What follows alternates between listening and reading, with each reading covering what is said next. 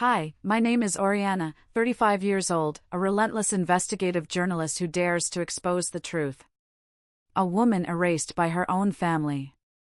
That night, the Savannah mansion glowed brightly, but the crystal chandeliers were as cold as their gazes. My sister Regina raised her glass, her voice sharp. Oriana wants to ruin our family's reputation with her trashy articles. My mother lowered her head, my father avoided my eyes, and their laughter cut into my heart like a knife. I left in the rain, clutching my grandmother's antique typewriter. What secret did it hold? The storm roared, mingling with my tears, each step tearing the threads tying me to my family. I don't belong here, I whispered, my voice breaking. The typewriter weighed heavy, promising an untold story. Would I stay silent, or unleash the truth? 5 years have passed since I fled the Savannah mansion, yet the wound still smolders like an unquenched fire.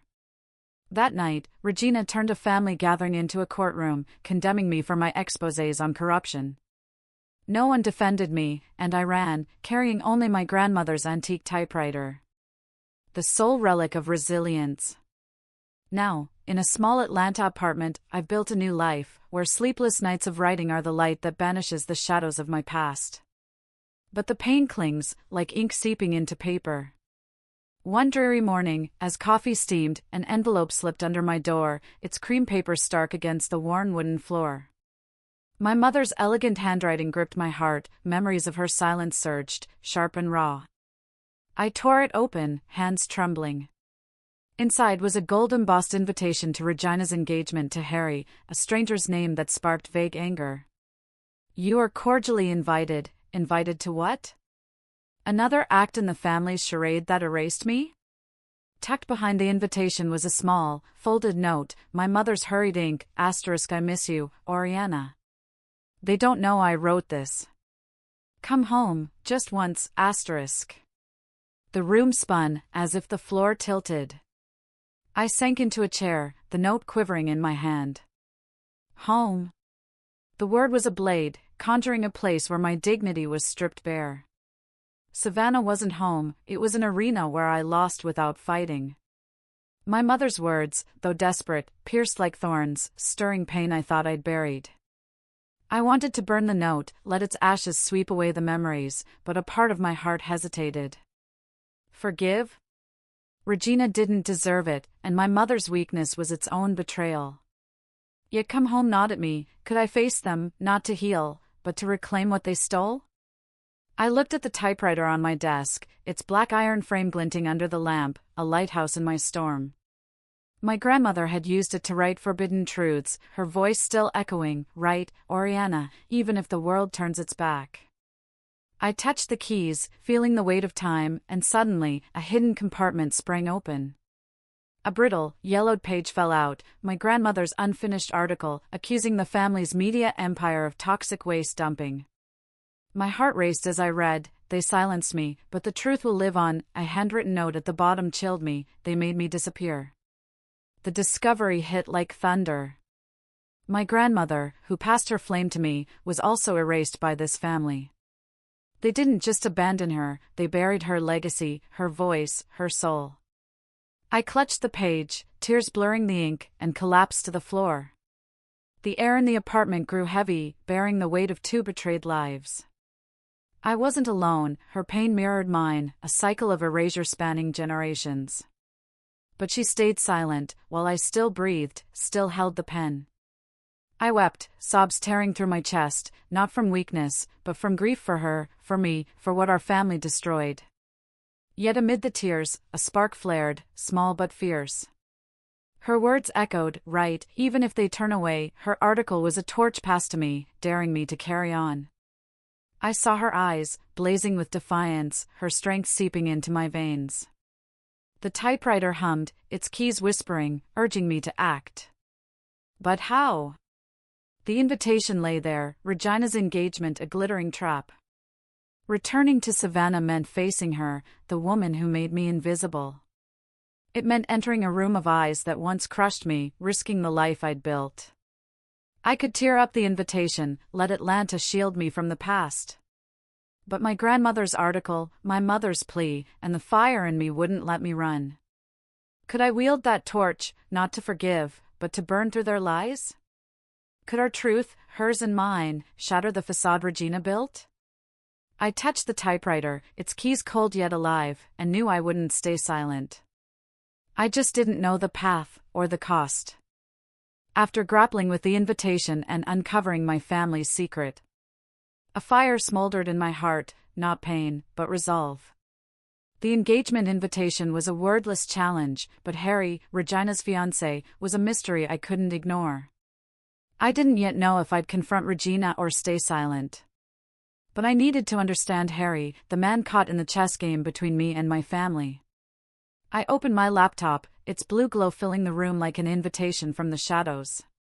My fingers typed Harry's name, a reflex of someone who seeks truth beneath the surface. I expected a polished pawn in Regina's perfect world, a wealthy businessman or an opportunist in disguise. But the screen lit up, and I froze, my breath caught. Harry wasn't ordinary. He was an environmental activist, leading campaigns to protect land, battling giants to save threatened forests. An interview on a local news site stopped me cold. Harry, with a deep voice and fiery eyes, said, "One article changed me. It exposed a corporation poisoning rivers, and I knew I had to act." My heart pounded, as if squeezed tight. The article he cited was mine, a grueling investigation that drained me, a lifeline through nights I thought I'd break. I wrote it to fight the darkness of my family's betrayal, each word a strike against my loneliness. Harry called it a torch for justice, quoting lines I typed in my darkest hours. He didn't know I was Oriana, Regina's sister, the woman he was set to marry. The irony made me laugh bitterly, but it also pierced my chest, like an old wound touched anew. I stood, walking to the window, letting Atlanta's night breeze sweep through, carrying the city's pulse. Under the twinkling lights, I saw Harry wasn't an enemy but a piece of me, the fire I ignited, now trapped in Regina's web of lies. Regina, with her manipulative charm and razor-sharp smile, had built a false world, but I knew her, the heir to a family that crushed truth-tellers. Harry, with his passion, was caught in her performance, blind to the truth. That realization wasn't just irony, it was a call, a command from within that I had to act, not just for myself, but for him. I returned to the laptop, digging deeper. Other articles revealed Harry had led a lawsuit against a corporation like the one I exposed, using my article's data to win. A social media video showed him before a crowd, his voice booming, "We can't let the land be destroyed. Truth is our banner." I watched him, and a strange connection stirred, as if he were a comrade I'd never met, someone who understood the cost of my sacrifices. But that connection was quickly drowned by pain. How could he love Regina? How could he stand beside someone who called my work he revered, trash? I closed the laptop, but Harry's image lingered, a ghost that wouldn't fade. I stepped to the typewriter, fingers grazing the keys, feeling the warmth of my grandmother's stories. She wrote truth, knowing the price. If she were here, would she let Harry stay deceived, or find a way to bring him light? The answer hit like a wave, washing away hesitation. I couldn't let Regina win, couldn't let her turn Harry into a pawn in her power game. But how? Confront him at the engagement party, exposing Regina before him? Or send an anonymous letter with proof of my family's truth? I sat, hands on the typewriter, typing without paper, letting the clacks fill the silent room. Harry wasn't just Regina's fiancé, he was proof that my words, written through nights I thought I'd shatter, had made a difference. He was why I had to keep going, not just for me, but for those who believed in truth like he did. Yet resolve came with fear, a lurking shadow. If I faced Regina, if I exposed the truth, what would I lose? The peace I'd built in Atlanta? Or would my family crush me again? The night breeze slipped through the window, carrying autumn's chill. I looked out at the city, its lights flickering like unanswered questions. Harry, with all his zeal, didn't know he was walking into a trap.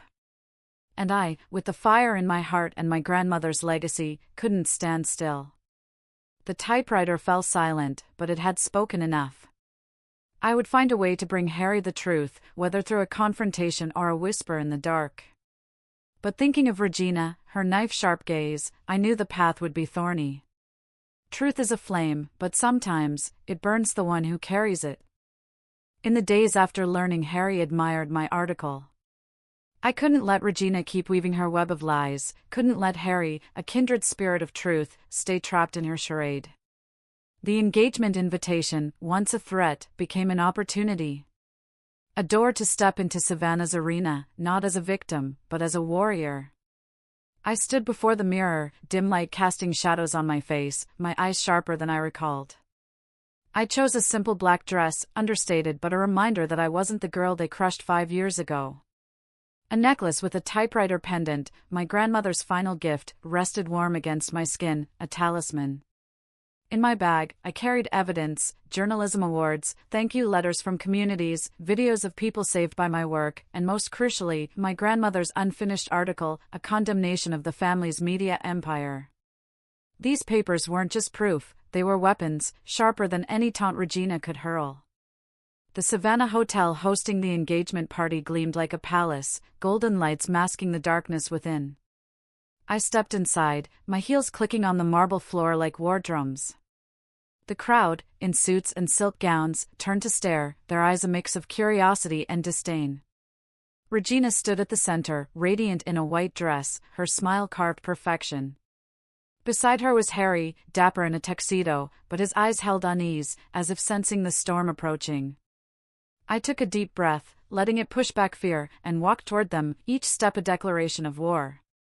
Regina saw me, her smile stiffening, but she quickly regained her poise. "Oriana," she said, her voice sweet but cutting, "our failed journalist, here to ruin things?" Laughter rippled through the crowd, like 5 years ago, but this time, I didn't tremble. I met her gaze, feeling the pendant warm against my chest, and replied, "I'm here for the truth, Regina. Dare to hear it?" Silence fell, as if the air was sucked from the room. Harry frowned, his eyes flickering between us, seeking answers. I set my bag on the table, pulling out my grandmother's article, its yellowed page heavy as 1,000 pounds. "This is my grandmother's article," I said, my voice clear and strong, "about the environmental crimes of this family's company. They silenced her, erased her from history, just like they tried with me."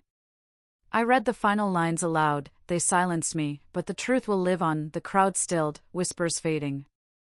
I continued, laying out my evidence. "These are my journalism awards, letters from those I helped, videos of people who survived because of the truth I wrote. You call me a failure, Regina, but this is the truth you can't bury." Harry stepped forward, his eyes locked on mine, as if seeing me for the first time. "Oriana," he said, his voice hoarse. "You wrote that article?" I nodded, and before Regina could react, I turned my phone screen, playing a video of an elderly woman from a community I'd saved. "Oriana saved us. She's a light in the dark." Regina paled, her smile crumbling. Harry turned to her, his eyes darkening. "You said she was a destroyer. You lied to me, Regina. About everything." The air froze. Harry slipped the ring off his finger, no hesitation, and tossed it to the floor. The metal's clink on marble rang out, sharp as a verdict. He looked at Regina, his voice low but cold. "You deceived me, deceived everyone. I can't be with someone who lives by lies." The crowd held its breath, eyes fixed on Regina, who stood motionless, a statue breaking from within. Harry turned to me, his gaze softening, carrying an unspoken apology. "Thank you, Oriana," he whispered, then walked away, leaving Regina in the wreckage of her own making. I stood there, heart pounding, but not from fear. I hadn't come to destroy, not for revenge. I came to let the truth speak, and it had. Regina, with all her power, was now a shadow under the light I brought. But looking at her, a small part of me ached, not regret, but sorrow for the family we once were. I turned, walking through the crowd, my heels echoing, no longer the rhythm of battle, but of victory. Savannah's breeze hit me as I stepped outside, carrying the salt of the sea. I touched the pendant, feeling its weight, and knew this wasn't the end. Regina wouldn't stop, the family wouldn't forgive, but I'd changed something, for me, for Harry, for those who believed in truth. I didn't know what tomorrow held, but tonight, I stood tall, no longer the erased girl. I was Oriana, and my story had begun anew, stronger than ever. After the engagement party in Savannah, I returned to Atlanta with a strange feeling. Not total triumph, but a new flame kindled. I'd exposed the truth, turned Harry against Regina, and shaken the family's web of lies. But the cost was a fresh crack in my heart. I knew Regina, with her knife-sharp pride, wouldn't let it go. She'd retaliate, not with words, but with her deadliest weapon, lies. But I was ready, not to defend, but to strike back, to prove my flame couldn't be extinguished. The days that followed, Atlanta greeted me with soft rains, as if whispering warnings. I sat in my apartment, the desk lamp casting shadows on stacks of papers, remnants of years spent sweating and crying for the truth. My phone buzzed, the screen flashing a colleague's message, "Oriana, you need to see this."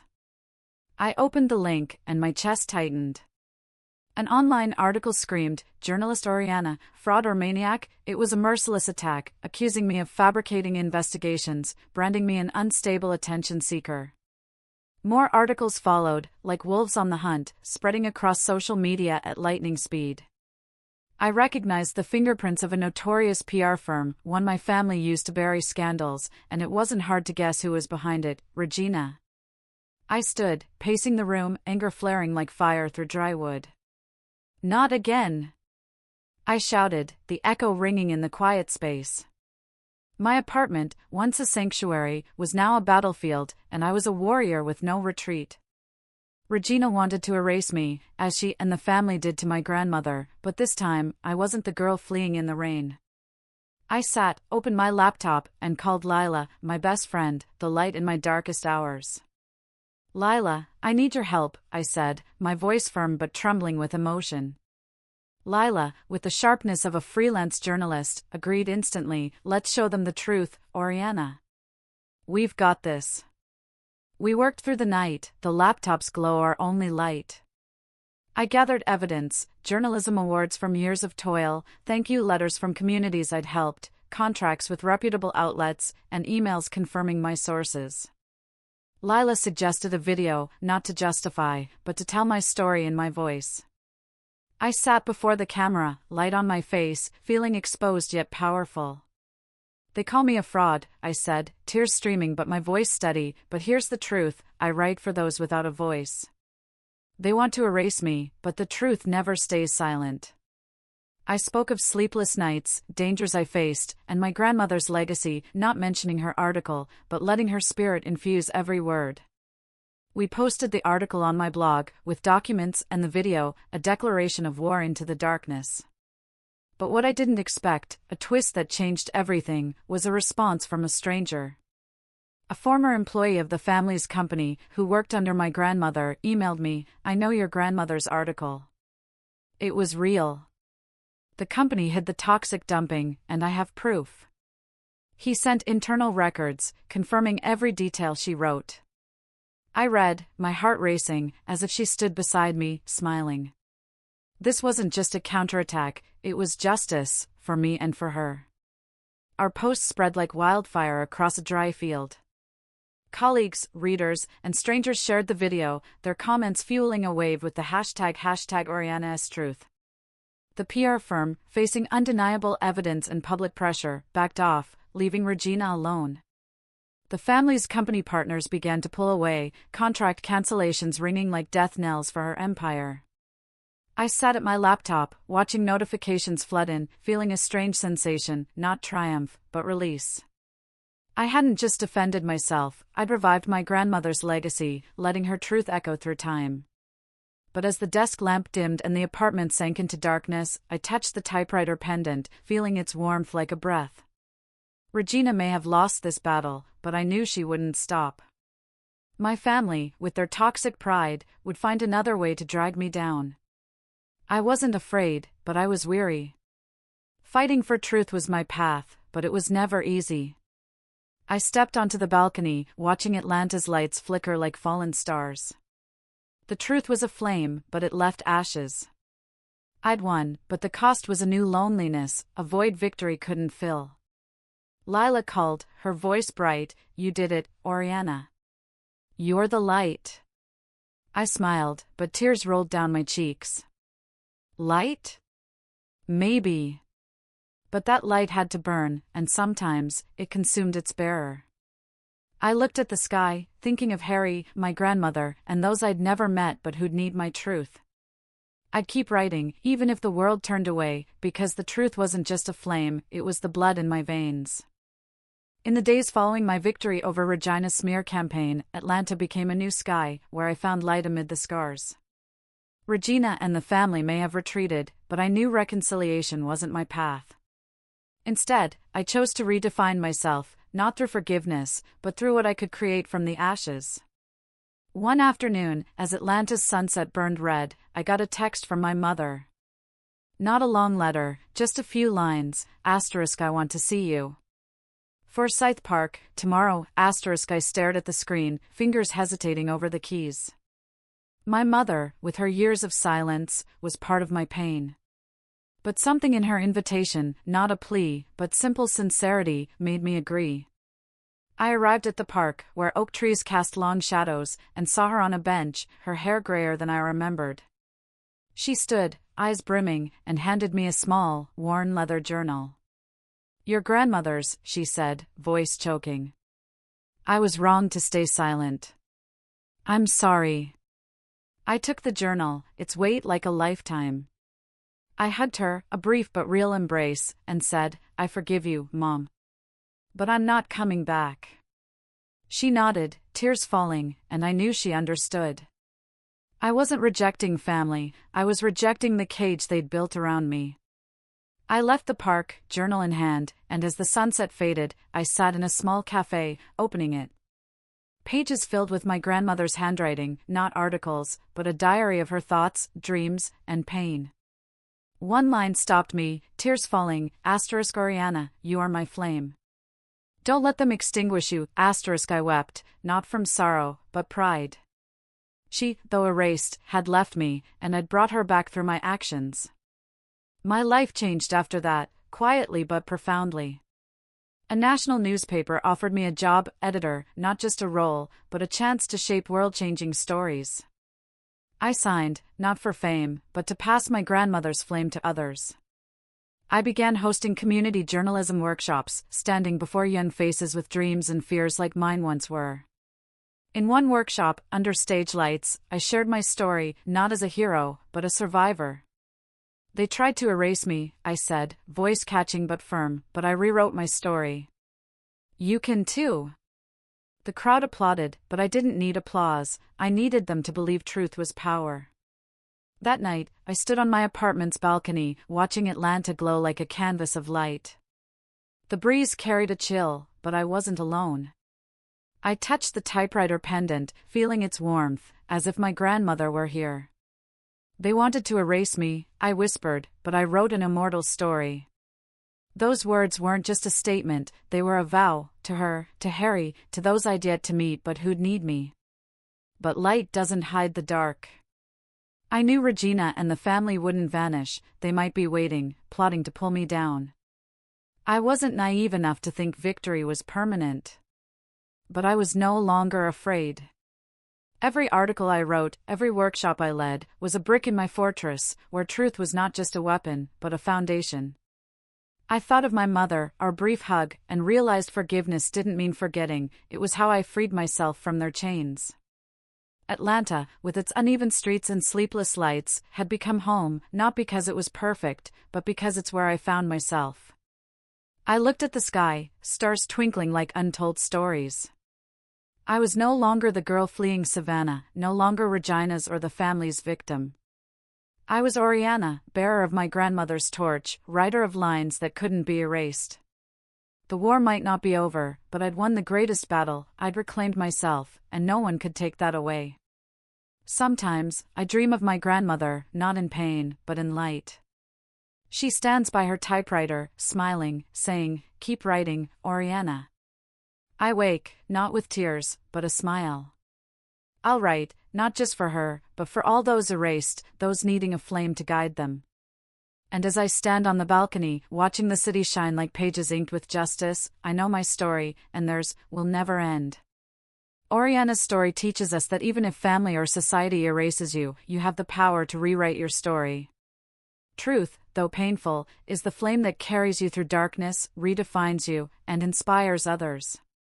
Be brave in facing your past, believe in your worth, and act to protect justice.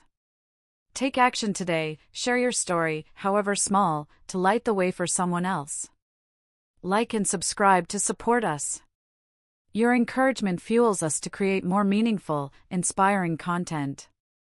Leave a comment with the lesson you learned, we want to hear from you.